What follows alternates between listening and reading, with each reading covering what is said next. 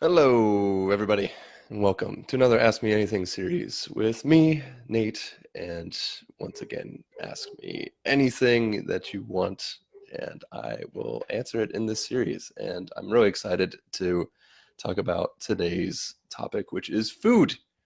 Oh my goodness, one of the best reasons to travel is to eat everything that you possibly can, and lots of different styles and lots of different ways. So, to start, this is a big topic. There's so many different things that we could talk about with food. I mean, come on, it's food. And I just wanted to also say, Aaron, thanks for joining because this is your question. This is your question. The food. What the heck do you do when it comes to food when you're traveling? So we'll start here. Is how do you find it? Because I think this is one of the hardest things. A lot of people get this wrong, and you end up spending a lot more money, I think, than you should, and you don't get the best of the best. And of course, that's up for that's a subjective statement, but there are some tactics that I've used over my travels that really helps me dial into those little tiny places and find something really magnificent out of them. And that is the first tip. Go directly to the streets. Street food is the heart of any culture's like true diet, when you're done with work, you're tired as hell, you pull up to a street cart, you grab a meal, and then you go home and you eat it.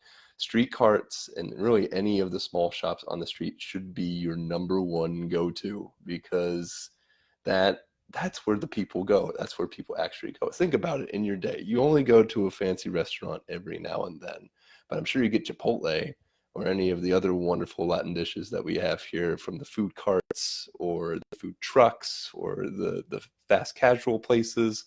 That's our street food. And that's where we usually get lots of our stuff. And that's where a lot of the really good stuff is in the food carts and everything else. Sometimes better than the fancy dinners. So really get to the streets, get the streets as quickly as possible. But there is one exception to that. The tourist areas. Tourist areas are notorious for their huge, just, what's the word? Just it's really expensive. It's way more expensive than it should be.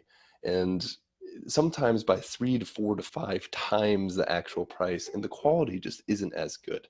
So identifying that you're in a tourist area, and usually restaurants that are in tourist areas will proclaim that they have the best ethnic food from the country that we're in. Like we have the best Croatian food, or this is the best Korean food in town, or this is the best blah blah blah blah blah. You don't see a lot of restaurants here in America saying we have the best American food. It's usually,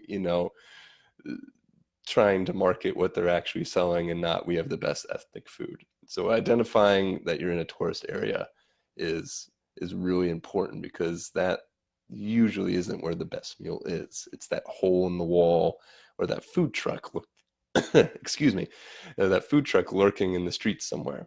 So how do you find those? And really what it comes down to is the same rules that you would find your favorite barbecue place. It's where are the people and are they speaking the language that is native there? Those are the two really good cues of finding your perfect spot. If there's a ton of people and it's a hole in the wall, you know it's got to be good because people aren't going there for the location in the atmosphere. They're going there because the food is freaking amazing. So look for those holes in the wall. And if there's tables outside, if people are spilling out of it, if the inside looks kind of dingy, yeah, that's where you want to go. Those are the good spots. And the food trucks, if there's a lot of people at a food truck or a food cart, especially in a mob of food carts, because sometimes you'll get huge, I just like, I don't know, carnival, not carnivals, but just plazas full of food carts. And if everyone's swarming around one food cart, especially locals, that's a good one.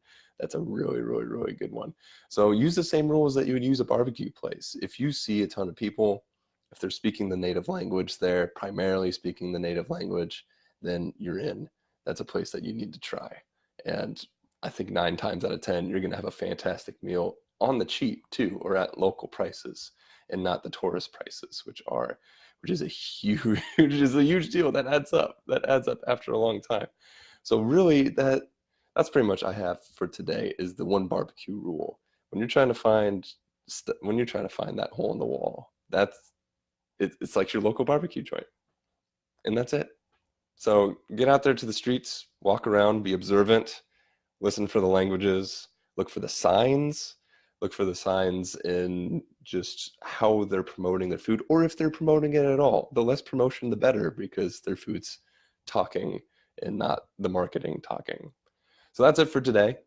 Thank you guys for listening. Aaron, thanks for joining in. I hope that's a good start to the very deep question of food. We'll get more into that. I might do about 10 of these about food because there's so much about this one topic, and especially with long-term travel.